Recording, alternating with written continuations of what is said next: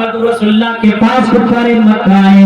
اے محمد کیوں جھگڑا کرتے ہو, کیوں لڑائیاں کرتے ہو, تم ہمارے معبودوں کے خلاف نہ بولتے ہو, ہم تمہارے اللہ کے خلاف نہ بولو, تم ہمارے معبود کے خلاف نہ بولو, تم بے خوش رہو ہم بے خوش رہے, تم بھی عبادت کرو ہمیں بھی عبادت کرنے دو. چلو آؤ محمد کمپرومائز کر لیتے ہیں, آؤ سمجھوتا کر لیتے ہیں, آؤ کمپرومائز کر لیتے ہیں. 6 مہینے تک ہم تیرے اللہ کی عبادت کریں گے اور 6 مہینے تو ہمارے معبودوں کی عبادت تو کرنا, تو بھی خوش ہم بھی خوش, جھگڑا ختم ہو جائے گا. قرآن کی آیت کریمہ نازل ہو گئی, لکم دینکم ولی دین. اے لوگوں یہ دین تمہیں مبارک ہو, تمہارا دین تمہیں مبارک, ہمارا دین ہمیں مبارک ہو. نہ تم ہمیں لقمہ دو نہ ہم تمہیں لقمہ دے, نہ تم ہمیں ٹوکو نہ ہم تمہیں ٹوکے, تم اپنی عبادت کرتے رہو ہمیں اپنی عبادت کرنے دو. لیکن میرے بھائیوں توحید کے ساتھ محمد رسول اللہ نے کوئی کمپرومائز نہیں کیا. آج ہمارے یہاں سب سے بڑی گڑبڑی یہی ہے کہ ہمارے یہاں عمل کے میدان میں بہت پیچھے, عمل کے میدان میں زبانی دعویٰ کرنے والے بہت سے لوگ ہیں, لیکن عملی جامہ پہنانے والے آپ کو بہت کم لوگ ملیں گے. پوری رات تقریریں سننے کے بعد نماز کے اوپر, جنت و جہنم کے اوپر, عذاب قبر کے اوپر, یہ ساری تقریریں سن لینے کے بعد فجر کے وقت جب مؤذن کی اذان کی آواز آئے گی, اس وقت اذان سن کر کے اس مسجد میں جائے گا نہیں, جا کے بستر میں سو جائے گا. یہ حال ہے اس قوم کا.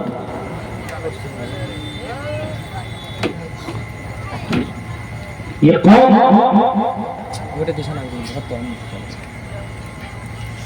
کے اندر ایمان کی بہت کمی ہے, اس قوم کے اندر توحید کی بہت گڑبڑی ہے.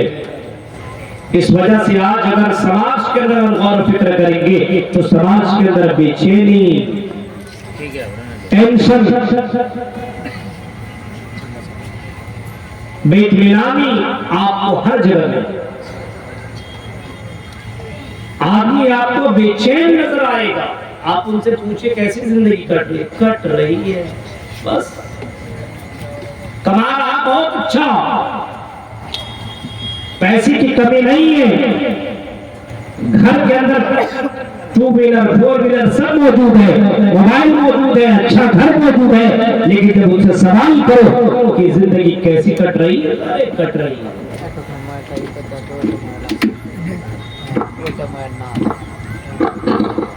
سکون نہیں ہے گھر کے اندر, آرام نہیں ہے گھر کے اندر.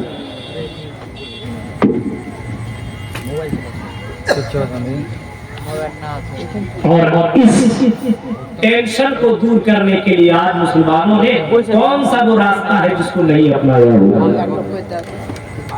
سارے ان راستوں کو اپنایا ہو جن راستوں کو اسلام نے حرام قرار دیا ہے, ان تمام راستوں کو آج مسلمانوں نے اپنا لیا. جیسے کفار مکہ ٹینشن کے موقع پہ شراب پی لیا کرتے تھے, اور آج بھی اگر غور کریں گے تو زیادہ تر لوگ اگر ٹینشن ہو جاتے, پریشانی کے حالت میں ہوتے, اللہ یار 2-4 پیک مار لیتے, ٹینشن دور ہو جائے گا. آج ٹینشن کو دور کرنے کے لیے غیروں کا طریقہ اپنایا جا رہا ہے, اور شراب پہ شراب مسلمان بھی پیتا چلا جا رہا ہے. اب اس شراب پینے کی وجہ سے ٹینشن کم نہیں ہوتی ہے بلکہ ٹینشن اور زیادہ بڑھ جاتی ہے, کیونکہ شراب پی لینے کے بعد وہ اپنے دماغ کا جو معاملہ ہوتا سب کھو بیٹھتا ہے, اور جا کر کے کسی لڑکی کو چھیڑ دیتا ہے یا کسی کو پر مار پیٹ کرنا چالو کر دیتا ہے, جس کی وجہ سے اس کو پکڑ کر کے مارا پیٹا جاتا ہے, اور سماج کے اندر اس کو گندی نظروں سے دیکھا جاتا ہے. یعنی شراب ٹینشن کو دور کرنے کے لیے وہ پیا جاتا ہے, شراب ٹینشن دور نہیں کرتا بلکہ اس کی زندگی کے اندر ٹینشن اور زیادہ لا کر کے کھڑا کر دیتا ہے. اور آج تو شراب عام سی بات ہو گئی, پی رہا ہے, شراب پی لیں گے مولوی صاحب ٹینشن دور ہو جائے گا. بیوی سے جھگڑا ہوا جا کر کے شراب پی لی. آج ٹینشن کو دور کرنے کے لیے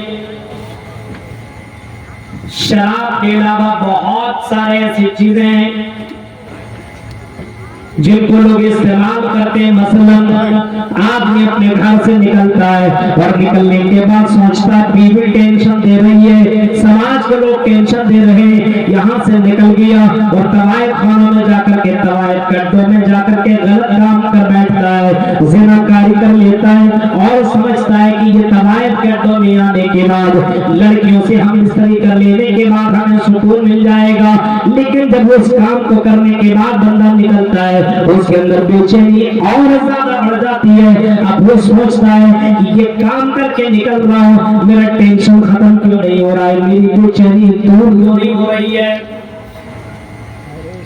وہاں بھی اسے سکون نہیں مل رہا ہے. آپ نوجوانوں کے ہاتھوں میں موبائل دیکھیں گے, موبائل آپ کو ہر نوجوان کے ہاتھوں میں آپ کو موبائل ملیں گے اور اس موبائل کے ذریعے سے پوری راتیں وہ گزار لیتا ہے اور رات بھر گیم کھیلتا ہے, رات بھر لڑکیوں سے باتیں کرتا ہے, رات بھر بہت سارے ویڈیو کو دیکھ کر کے اپنی بے چینی کو دور ختم کرنے کی کوشش کرتا ہے. لیکن ان تمام چیزوں کو دیکھ لینے کے بعد اس کی بے چینی دور نہیں ہوتی ہے بلکہ اور زیادہ وہ ٹینشن میں مبتلا ہو جاتا ہے اور آخرکار سے سکون نہیں ملتا ہے. میرے پیارے ساتھیوں ذرا تصور کرو جس کی وجہ سے حالات بگڑتے چلے جا رہے ہیں. ماں باپ اپنے بچوں سے ناراض ہیں, بچے اپنے ماں باپ سے ناراض ہیں. آج سماج کے زیادہ تر لوگ اس موبائل کے چکر میں لگ کر کے اپنی زندگی کو برباد کر بیٹھے ہوئے ہیں اور سمجھتے ہیں موبائل کے ذریعے سے ہمیں سکون مل جائے گا. آئیے دیکھتے ہیں رات میں جب تک کہ موبائل چلا کر کے جتنا ایم بی ہے ختم نہ کر لے تو سوتا نہیں, 12 بجے تک چلا رہا ہے, شارٹ ویڈیو دیکھ رہا ہے.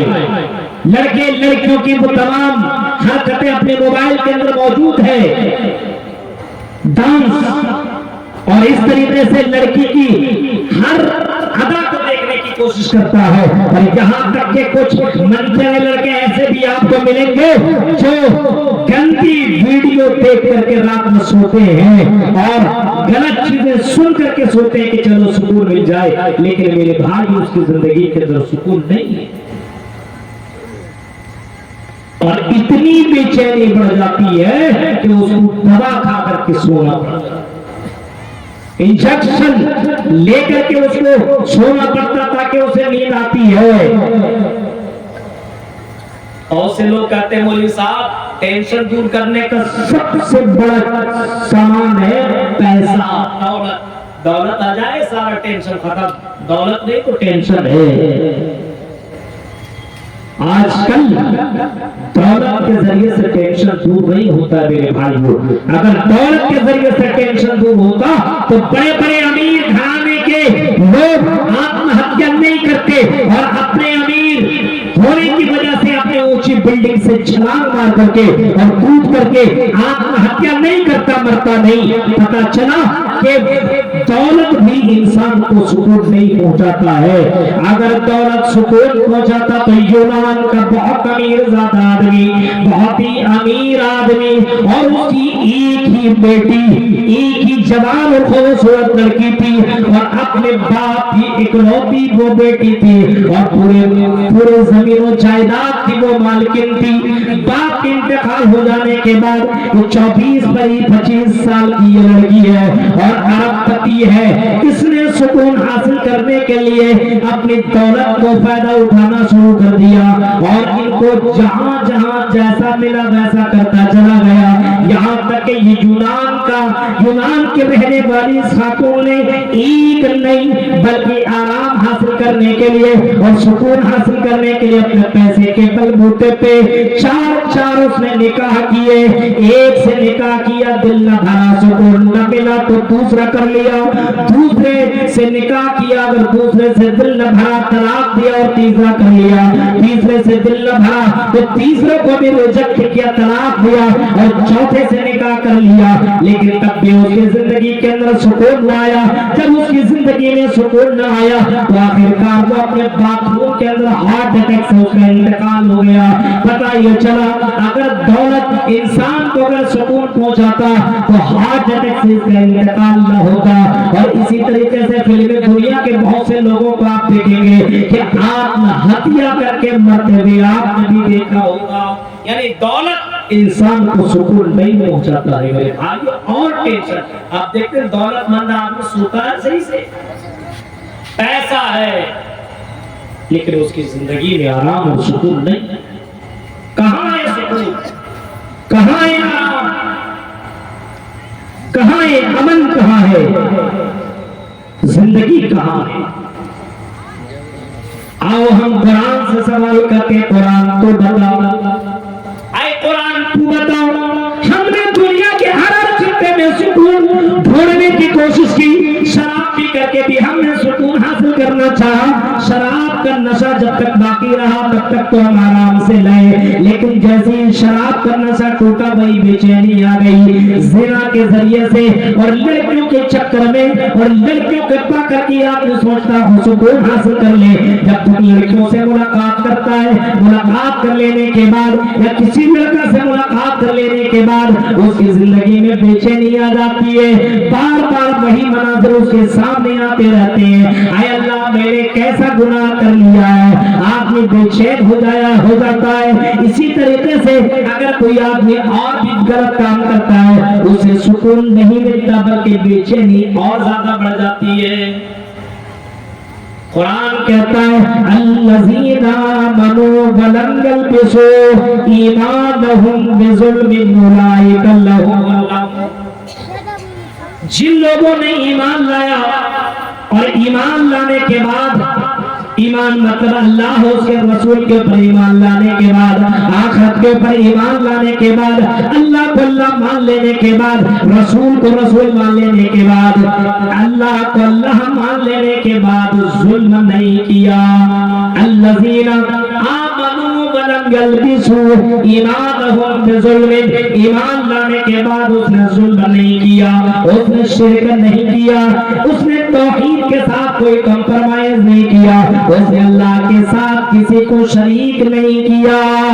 اتنا توحید کا مضبوط رہا کہ اگر بیٹا بیٹی نہ ملا تو کچوٹا شریف نہ بھاگا, کسی پیروں کے درگاہوں کے اوپر نہ گیا, کسی مزاروں کے پاس نہ گیا. بیٹا بیٹی نہیں ملا کوئی مسئلہ نہیں ہے, ارے اللہ رب العالمین تو بیٹا بیٹی کا مالک ہے. للہ ملک السماوات والارض یخلق ما یشاء یہب لمن یشاء اناثا ویہب لمن یشاء الذکور. وہی اللہ جسے چاہتا بیٹا دیتا ہے اور وہی اللہ جسے چاہتا بیٹیاں دیتا ہے اور وہی اللہ جسے چاہتا دونوں ملا کر کے دیتا ہے اور وہی اللہ جسے چاہتا باز رکھ دیتا ہے. دنیا کی ساری طاقتیں مل کر کے اولاد دینا چاہے تو اولاد نہیں دے سکتی ہے. ان کا عقیدہ اتنا مضبوط کہ شادی کر لینے کے بعد 10 سال تک اگر بیٹا بیٹی نہ ملا تو درگاہوں کے چکر نہ لگایا, کسی بابا کے پاس اور کسی پاکھنڈی مولویوں کے پاس جا کر کے اس نے شرک کی تعویذ, اس نے تعویذ لے کر کے اپنے گلے میں باندھ کر کے اس نے اللہ کے ساتھ ظلم نہ کیا, اللہ کے ساتھ شرک نہ کیا. یعنی اللہ کے اوپر ایسا بھروسہ کیا کہ اللہ جس طریقے سے تو نے ابراہیم علیہ السلام کو اللہ 80 سال کی زندگی میں تو نے اسماعیل عطا کیا تھا, جس طریقے سے تو نے حضرت زکریا علیہ السلام کو بڑھاپے کی عمر میں حضرت زکریا کو یحییٰ عطا کیا تھا. اے اللہ میرا بھی عقیدہ اور میرا بھی ایمان اتنا مضبوط ہے کہ اللہ تیرے علاوہ کوئی بیٹا بیٹی دینے والا نہیں ہے. لیکن آج مسلمانوں کا عقیدہ دیکھیے, اگر شادی ہو جائے اور 2 سال تک 4 سال تک بچہ بچی نہ ہوئے, نہیں کر رہے ہو, وہاں جاؤ نا, وہاں جاؤ. آج مسلمانوں کا عقیدہ ایمان بہت کمزور ہو چکا ہے. یہاں کاروبار میں اگر برکت نہ ہو رہی ہو, بزنس نہ بڑھ رہا ہو, تو مولویوں کے دیے ہوئے تعویذ باندھ دیا, قرآن کی آیتوں کو لٹکا دیا. کیوں بھائی؟ ان قرآن کی آیتوں کو لٹکانے کے بعد کیا برکتیں آتی ہے؟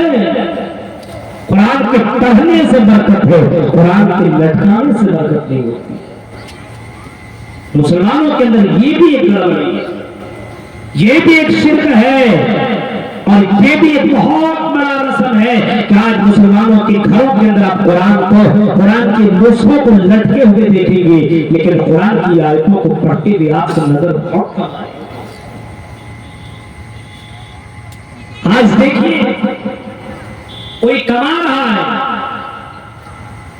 اور وہ ترقی کرنے لگا, تو دوسرا آدمی اس کو دیکھ کر کے چلنے لگا, ارے وہ آگے کیسے بڑھ رہا ہے, میں پیچھے کیسے ہوں. اور اس کی بیوی, ارے تو کیا کر رہا ہے, اس کو دیکھو, اپنے بیوی کو کتنے خوبصورت ساڑی اور کتنے خوبصورت گھڑی موبائل لا کر کے دے رہا, تم کیا کر رہے ہو. ابھی آپ نے بیوی کے اس میں ٹینشن میں آ کر کے یہ غلط راستے کو اپنا لیتا ہے.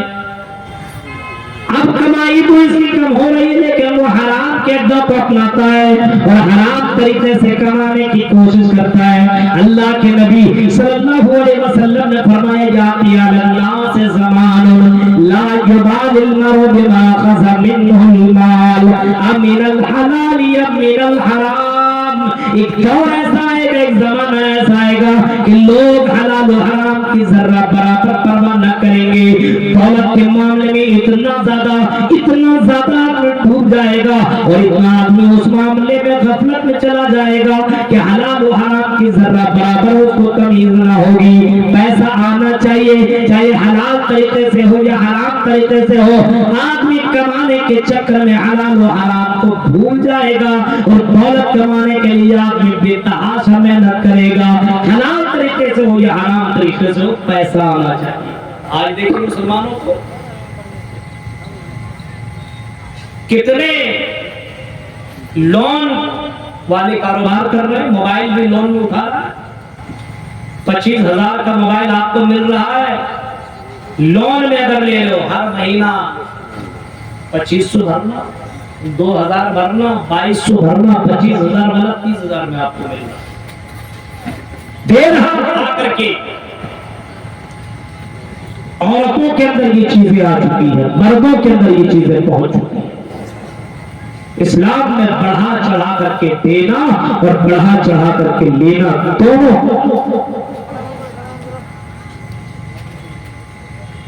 اور اسلام یہ بھی کہتا ہے, یا ایھا الذین آمنوا لا تأکلوا الربا اضعافا مضاعفا. بڑھا چڑھا کر کے لینے دینے دونوں چیزیں اسلام کے اندر اللہ تعالیٰ نے حرام قرار دیا, منع کر دیا ہے. میرے بھائیوں, حرام طریقے سے آج مسلمان کمائی کما رہا ہے, کوئی پرواہ نہیں ہے, کوئی پرواہ نہیں ہے. اگر آپ سلف صالحین کو دیکھیں گے اور پچھلے زمانے کو دیکھیں گے تو آپ پائیں گے کہ پچھلے زمانے کی عورتیں اتنی زیادہ دیندار ہوا کرتی تھی, اتنی زیادہ اللہ سے ڈرنے والی ہوا کرتی تھی. باقاعدہ آپ دیکھیں گے, کتابوں کا مطالعہ کیجئے, عورتیں اپنے شوہروں سے کہا کرتی تھی, عورتیں ماں کی شکل میں ہو, بیوی کی شکل میں ہو, بہن کی شکل میں ہو, بیٹی کی شکل میں ہو, اگر کمانے کے لیے اس کا شوہر جانے لگتا تھا, کمانے کے لیے اس کا بھائی جانے لگتا تھا, کمانے کے لیے اس کا باپ جانے لگتا تھا, اور اپنے شوہروں سے باقاعدہ یہی کہا کرتے تھے, اے میرے شوہر آپ کمانے کے لیے جا رہے ہیں, کمائیے گا ضرور, لیکن اے میرے شوہر, اے میرے ابو, اللہ سے ڈرتے رہیے گا, اور جب بھی کمائیے گا حلال کمائی کمائیے گا, حرام کمائی مت کمائیے گا. اے میرے ابو, اے میرے شوہر, اے میرے بھائی, آپ نے حرام کمائی کما لیا, اور اگر حرام पैसे को हमने अपने जिस्म के अंदर कर लिया, हम दुनिया की तकलीफ को बर्दाश्त कर सकते हैं, लेकिन हराम कमाई खा लेने के बाद जहन्नम की तकलीफ को हम बर्दाश्त नहीं कर सकते। मेरे प्यारे भाइयों, पहले की औरत इतनी ज्यादा दीनदार हुआ करती थी, अपने अपने शौहरों को और अपने अपने कमाने वालों को ये नसीहत करके कमाने के लिए भेजा करती थी। आज बताइए कौन ऐसी औरत है जो अपने शौहरों को बोलती है नमाज रोजे की पाबंदी करना, हलाल तरीके से कमाना, कम कमाना चलेगा लेकिन हराम तरीके से मत कमाना। आज तो गंगा उल्टी बह रही है, डकैती करके लाओ, चोरी करके लाओ, जैसे करके लाओ लेकिन लाओ। हमें चूड़ियां चाहिए, हमें मेकअप चाहिए, हमें ये चाहिए, हमें वो चाहिए। आप किसी तरीके से भी कमाओ, हमें कोई मतलब नहीं है, हमें तो सिर्फ हमारी फरमाइश पूरी हो। ये हाल है मेरे भाइयों आज मुसलमानों का। मर्दों का भी हाल है तो औरतों का भी यही हाल है। दीनदारी हमारे यहाँ से खत्म और अल्लाह की जात के ऊपर तवक्कुल खत्म, अल्लाह की जात के ऊपर भरोसा खत्म, हलाल तरीकों से छोड़ करके हराम तरीकों को। तौहीद जिसका जितना मजबूत होगा वो हराम के अड्डों को कभी नहीं, उसे मालूम है कि अल्लाह ताला ने मेरे तकदीर में जितना लिखा हुआ है, दुनिया की कोई भी ताकत हमसे वो चीज ले नहीं सकती है। जितना लिख दिया है इतना कमाओगे, उतना तुम कमाओगे। मेरे भाइयों, अगर अल्लाह ने लिखा है कि तुम जिंदगी में इतना कमाओगे तो उतना तुम कमा करके रहोगे। अल्लाह ताला ने इंसानों को पैदा करने से 50,000 साल पहले उसकी तकदीर को भी लिख दिया है। तकदीर के ऊपर ईमान लाना जरूरी है। जब अल्लाह ने तेरी तकदीर में ये लिखा हुआ है कि तू इतना कमाएगा तो हराम तरीकों को क्यों अपना रहा है, हलाल तरीके से उतना ही कमाएगा। अगर तूने हराम तरीके से कमाना छोड़ दिया तब भी उतना कमाएगा, हलाल तरीके से कमाता तब भी तो उतना कमाएगा। इसी वजह से मेरे भाइयों, तकदीर के ऊपर ईमान लाना जरूरी है। जिसकी तौहीद जितनी मजबूत होगी उनका ईमान उतना मजबूत होगा और तकदीर के ऊपर भी वो ईमान रखेगा। आज मुसलमानों का ईमान बहुत ही ज्यादा कमजोर हो गया। इस वजह से अपने समाज के अंदर आप देखिए जहेज का कारोबार भी बढ़ गया है। जहेज का कारोबार हर जगह, ये हराम तरीके से पैसा कमाना नहीं है। आपके यहाँ क्या जहेज नहीं चलता है? हाँ? आपके यहाँ जहेज नहीं चलता? बताइए, हराम तरीके से आप पैसे ले रहे हो, हराम तरीके से उसके घर से जेवरात, उसके घर से सामान अपने घर में पहुंचवा रहे हो। इस्लाम ने इन तमाम चीजों को बाकायदा हराम करार दिया है और इन तमाम रास्तों को इस्लाम ने रोका है। अगर देने और लेने की बात होती तो मोहम्मद रसूलुल्लाह अपनी 4 बेटियों का आपने निकाह किया, आपने अपनी बेटियों के लिए सारी चीजें दे सकते थे, लेकिन मेरे भाइयों मोहम्मद रसूलुल्लाह के निकाह और मोहम्मद रसूलुल्लाह ने अपनी बेटियों का निकाह किया तो आप इनके वाकया आज हमारे हराम रास्ते तौहीद के अंदर गड़बड़ है। तौहीद नहीं है हमारी, तौहीद और ईमान ये दोनों चीजें हमारे यहाँ कमजोर है। ईमान तो इतना कमजोर, अगर मोबाइल यहाँ पे भूल जाए कोई और सुबह आकर के देखे जलसा में जितने हैं सब तो मुसलमान ही है, और अगर मोबाइल भूल जाए, 500 रुपया भूल जाए तो सुबह में आकर के देखेगा उसको मोबाइल मिलेगा? ईमानदारी से बताइएगा, नहीं मिलेगा। और ऐलान भी करेगा माइक से, बोली साहब कि यहाँ पे किसी का मोबाइल गायब हो गया था, रात में छूट गया था, अगर किसी भाई को मिला हो तो ला करके दे दे। ऐसा लगेगा कोई फरिश्ता लेके भाग गया, मिलेगा ही। ईमान कहाँ है मेरे भाई?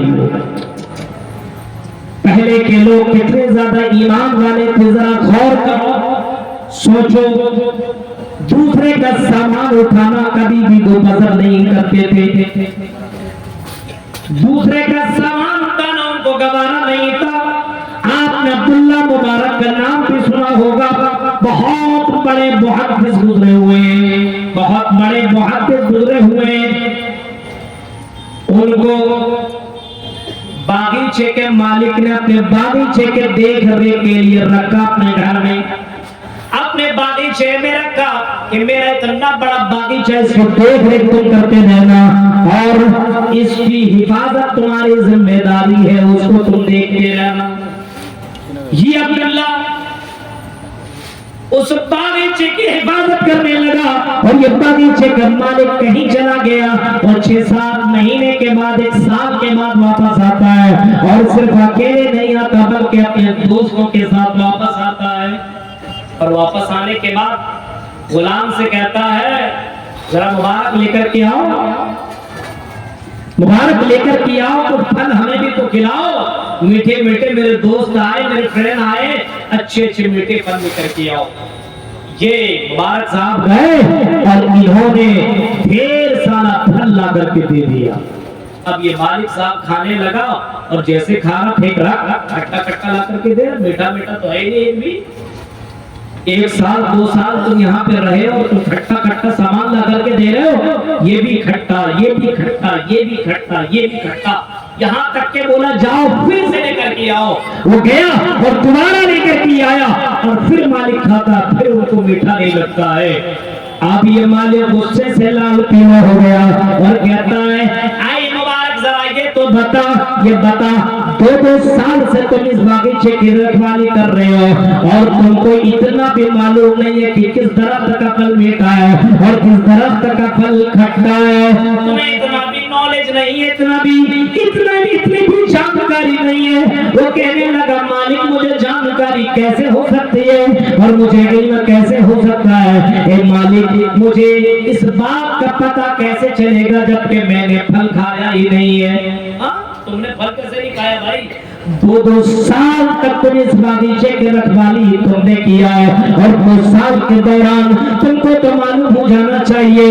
مالک کی بات سن کر کے غلام جواب دیتا ہے، مبارک صاحب جواب دیتے ہیں اے مالک آپ نے مجھے باغیچے کے رکھوالی کے لیے رکھا تھا، دیکھ ریکھ کے لیے رکھا تھا، آپ نے مجھے کھانے کے الاؤ نہیں کیا تھا، آرڈر نہیں دیا تھا، حکم نہیں دیا تھا، آپ نے بولا تھا باغیچے کی دیکھ ریکھ کرنا۔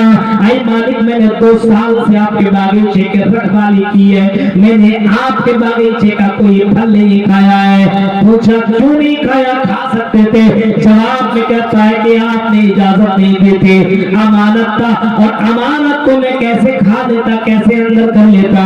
بولا جواب میں کہا کہ اگر میں کھا لیتا تو مجھے آپ کا ڈر نہیں تھا، اللہ کا ڈر تھا۔ وہ اللہ تو مجھے دیکھ رہا ہے، اس اللہ کے سامنے تو مجھے جواب دینا پڑے گا، اس وجہ سے اس اللہ کے ڈر سے میں نے کوئی پھل 2 سال کے اندر نہیں کھایا ہے، آنے والا پھل نہیں کھایا۔ تصور کرو میرے بھائی کتنا ڈر تھا اللہ کا اور کیسا ایمان اور کیسے اللہ کے پر کتنا بھروسہ تھا کہ وہ اللہ رب العالمین ہماری نگرانی کر رہا مجھے دیکھ۔ آج مسلمانوں کو موقع ملے تو سب کچھ اڑا لے کچھ چھوڑے گا؟ آج مسلمانوں کے پاس ایمان کہاں ہے؟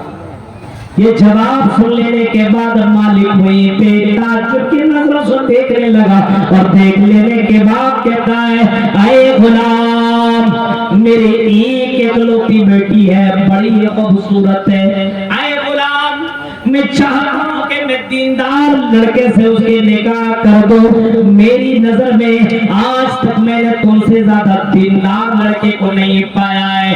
اپنے اس غلام سے اس مالک نے اپنی بیٹی کا نکاح کر دیا۔ میرے پیارے ساتھیوں تصور کرو، غور کرو، ایک مالک نے ایمانداری کی وجہ سے اور اس کی ایمان کی وجہ سے اپنی پیاری اور خوبصورت سی بیٹی اس کے نکاح میں دے دیتا ہے۔ آج مسلمانوں کے اندر آپ کو کوئی ایمان نظر نہیں آئے گا۔ آج کہیں کسی کی امانت رکھی جائے، امانت رکھی جائے، امانت میں خیانت ہے، کوئی دیکھنے والا تھوڑی ہے، ایمان ہی نہیں ہے آج ہمارے، کوئی دیکھنے والا نہیں ہے۔ اب تصور کرو میرے بھائیوں، آج ہمارا ایمان، ہمارا عقیدہ، ہماری توحید کتنی کمزور ہے، اللہ رب العالمین دیکھ رہا ہے، اس کا تو ذرہ برابر کسی کو احساس نہیں۔ جلسوں میں آ رہے لوگ اتنا بھی ڈر نہیں ہے کہ اللہ رب العالمین دیکھ رہا ہے، اور جلسے میں قرآن کی آیتیں پڑھی جا رہی ہے اور حدیثیں پڑھی جا رہی ہے، صحابہ کرام کے واقعات بیان کیے جا رہے ہیں، ہم کئی غلط کام کریں گے تو میرے بھائیو ہمیں ڈبل گناہ ملے گا، لیکن اس کے باوجود آپ لڑکوں کو دیکھیے، لڑکوں کو دیکھیے، آج جلسے کے نام پر کتنی زیادہ گندگیاں پھیلاتے ہیں اور کون سا وہ کام نہیں کرتے ہیں جو آج جلسوں کے اندر دکھتا نہیں ہے۔ میرے بھائی کو ذرا تصور کرو کیوں ہمارے سماج کے اندر یہ سارے کام ہو رہے ہیں؟ صرف ایک وجہ ہے، اس کی وجہ ہے کہ ہمارا ایمان کمزور، صرف ہمارا ایمان کمزور۔ اللہ رب العالمین ہمیں اور آپ کو دیکھا ہے میرے بھائی، رات کی تاریکی میں ایک کالی چھوٹی زمین کے اوپر چلتی ہو، تب بھی اس کی چلنے کی آواز کو دیکھتا اور سنتا ہے، اس کی چلنے کی حرکت کو اللہ تعالیٰ ریکارڈ کر رہا ہے، دیکھ رہا ہے۔ آج ہم اور آپ یہ سمجھتے ہیں کچھ کر رہے ہیں، اللہ تعالیٰ دیکھنے والا نہیں ہے۔ میرے بھائیو، یعلمون ما تفعلون، کراماً کاتبین یعلمون ما تفعلون، فرمایا کراماً کاتبین، ہم نے دو لکھنے والے کو مقرر کر دیا ہے، دو فرشتہ تمہارے درمیان ہمیشہ رہتا ہے، تم کوئی بھی حرکت کرو، کوئی بھی کام کرو، اللہ تعالیٰ تمہارے حرکتوں کو ریکارڈ کر رہا ہے، تمہارے حرکتوں کو اللہ تعالیٰ دیکھ رہا ہے، اور اللہ رب العالمین کے وہ فرشتے لکھ رہے، نیکیاں لکھنے والے نیکیاں لکھتے ہیں اور برائیاں لکھنے والے برائیاں لکھتے ہیں، یہاں تک کہ جب انسان مر جائے گا اس کے بعد اس کی زندگی کا فیصلہ ہوگا تو اللہ رب العالمین اس کے سامنے اس کے نامہ اعمال لا کر کے رکھ دے گا اور اللہ اعلان کرے گا، اقرا کتابک کفا بنفسک اليوم علیک حسیبا، اور میرے بندے اپنا نامہ اعمال تو پڑھ لے، اے میرے بندے تو نے دنیا میں کیا کیا ہے، کب کیا ہے، رات کی تاریکی میں تم نے کیا کیا، دن کے اجالے میں تم نے کیا کیا، یہ سارے کرتوت تمہارے لکھے ہوئے، تم اپنی نظروں سے دیکھ لو، پڑھ لو اور پھر اپنا ہی فیصلہ کرو کہ تو جنتی ہے کہ جہنمی ہے۔ میرے بھائیو، اسی وجہ سے صحابہ کرام کی زندگی کو اگر آپ دیکھیں گے، اللہ کا اتنا ڈرتا، اللہ کا اتنا ڈرتا، اگر نظریں اگر کسی لڑکی کی طرف چلی جایا کرتے تھے تو اللہ کی قسم معافی مانگ کر کے بہت ہی زیادہ رویا کرتے تھے۔ ایک صحابی ہے عبد الرحمن کر کے، اللہ کے نبی نے ان کو بھیجا کسی کام سے فلاں کام کرو، اب جانے لگے وہ تو ہوا کے جھونکے سے کپڑا ذرا ہٹ گیا اور کپڑے کے پیچھے خوبصورت سی لڑکی غسل کر رہی تھی، اب نظر گئی تو ایک بار کے علاوہ دوسری بار انہوں نے پلٹ کر کے دیکھ لیا، اب پھر احساس ہوا کہ میں نے تو بہت بڑا غلط کر لیا ہے، بہت گناہ کر لیا ہے، اتنا شرمندہ ہوا کہ وہ پہاڑ کے اوپر چل گیا، روتا گیا، معافی مانگتا رہا اللہ سے کہ اللہ تو مجھے معاف کر دے، یہاں تک کہ اتنا رویا، اتنا رویا۔ ایک دو دن کے بعد اللہ کے نبی کہتے ہیں وہ صحابی کہاں ہے، جب ان کو ڈھونڈا گیا اور لایا گیا تو دیکھتا کہ یہ صحابی بالکل پتلے دولے ہو چکے ہیں، رو رو کر کے معافی مانگ مانگ کر کے پوچھا گیا کیا ہوا، تمہاری یہ حالت کیسے ہوئی؟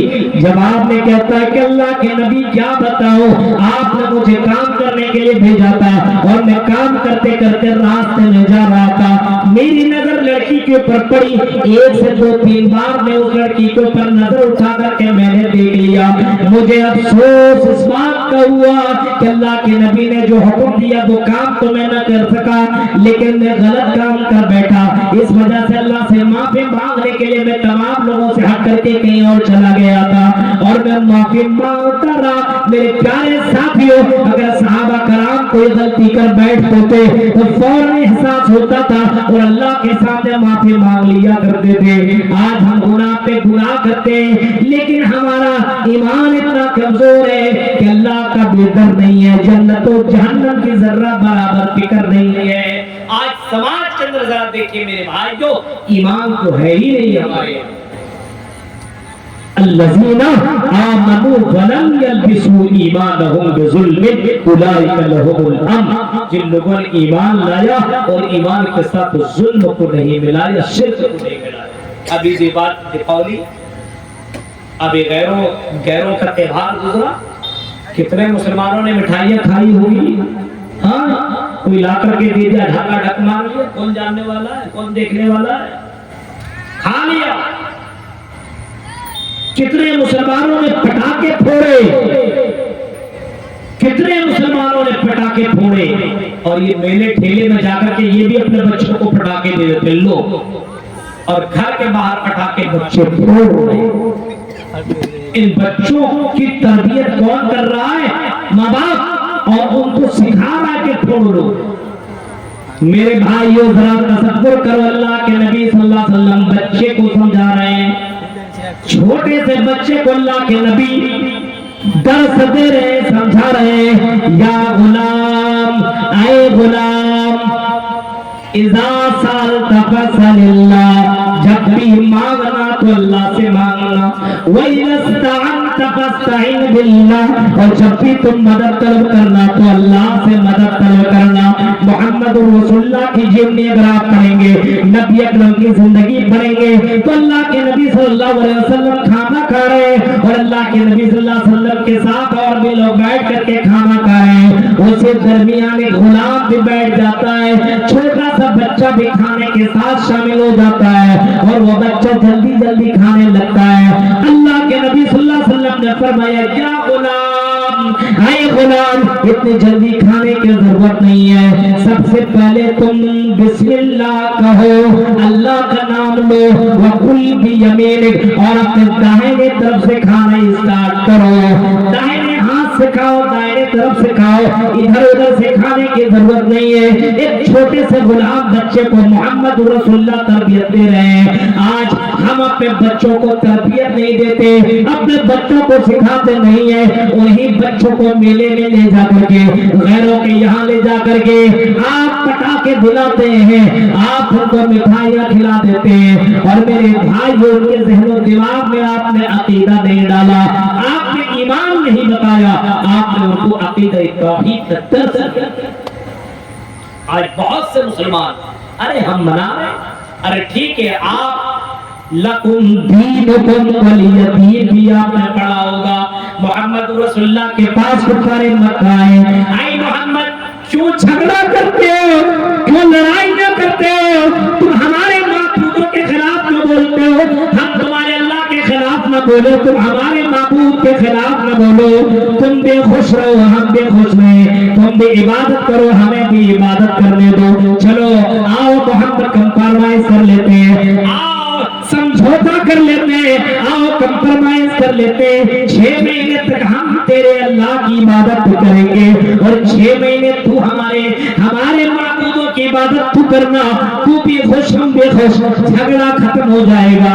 قرآن کی آیت کریمہ نازل ہو گئی، لکم دینکم ولی دین، اے لوگوں یہ دین تمہیں مبارک ہو، تمہارا دین تمہیں مبارک، ہمارا دین ہمیں مبارک ہو، نہ تم ہمیں لقمہ دو نہ ہم تمہیں لقمہ دے، نہ تم ہمیں ٹوکو نہ ہم تمہیں ٹوکے، تم اپنی عبادت کرتے رہو ہمیں اپنی عبادت کرنے دو۔ لیکن میرے بھائیوں توحید کے ساتھ محمد رسول اللہ نے کوئی کمپرومائز نہیں کیا۔ آج مسلمانوں کے اندر دیکھیے کہ ہر جگہ کا یہ معاملہ ہے کہ آج مسلمان ان سے کہیں کہیں تو ان سے زیادہ پٹاخے پھوڑنے لگتے ہیں، غیروں کہ رسم و رواج کو اپنانا بھی غلط ہے۔ اس کا مطلب آپ کو اپنے اسلام سے محبت نہیں، اپنے اسلام اور اپنے دین سے آپ کو محبت نہیں،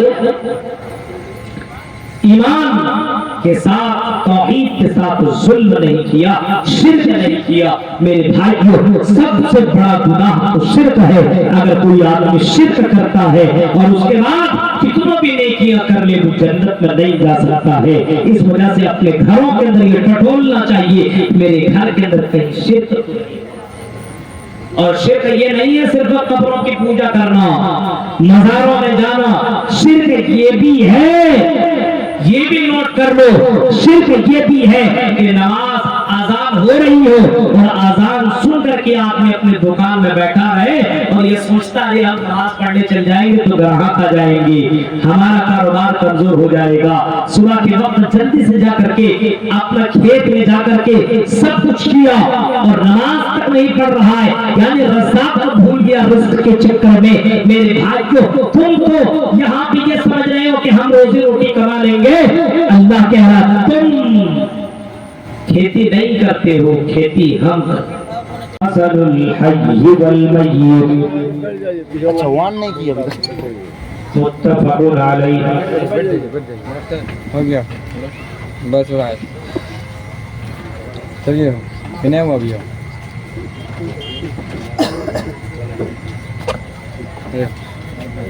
बैठ जाइए भाई, बैठ जाता है क्यों ना भाई। योगियो सतमात्मानं रहस्यस्तुता ऐकाकीय चत्तातिमनिराशिन्तरद्विया पंचम समयतर्तव्या रब्बि इश्रह ली सदरी वयस्सिर ली अमरी वहलुल उक़दतम मिन लिसानी यफ़क़हू क़ौली अल्लाहुम्मा रब्बि ज़िदनी इल्मा। आमीन। काबिल एहतराम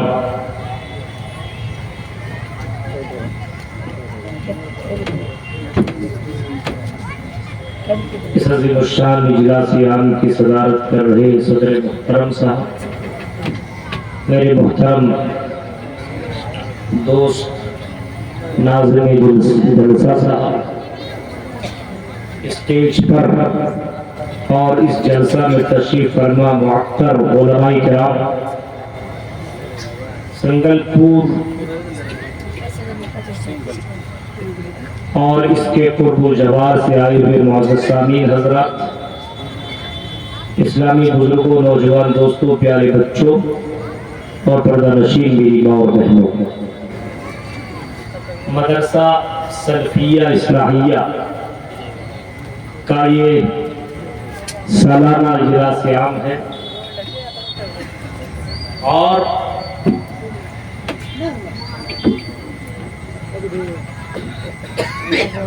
ये इजलास हर साल होता है मदरसे की तरक्की के लिए और मदरसे की भलाई के लिए, और इस मदरसे को कामयाब करने के लिए हर साल अलग अलग उलमाए किराम को बुला करके आपके सामने दीनी बातें पेश करवाते हैं मदरसे के जिम्मेदारान। आज से कल मुझे बताया जा रहा था कि 2018 के अंदर भी मैं यहाँ पे आ चुका हूँ। आज आपके सामने बहुत दूर का सफर करके काफी देर तक पहुंचा। उससे कबल जिन खुतबा ने आपके सामने खिताबत किया, बड़ा ही शानदार और जबरदस्त अंदाज में आपके सामने बयान किया। हम बारी इलाह से दुआ करेंगे कि बारी इलाह जो बातें बताई गई है और जो बातें बताई जा रही है, इन तमाम बातों के ऊपर कहने वाले को, सुनने वाले को, सबको अमल करने की पूरी पूरी तौफीक अता फरमाए। आमीन।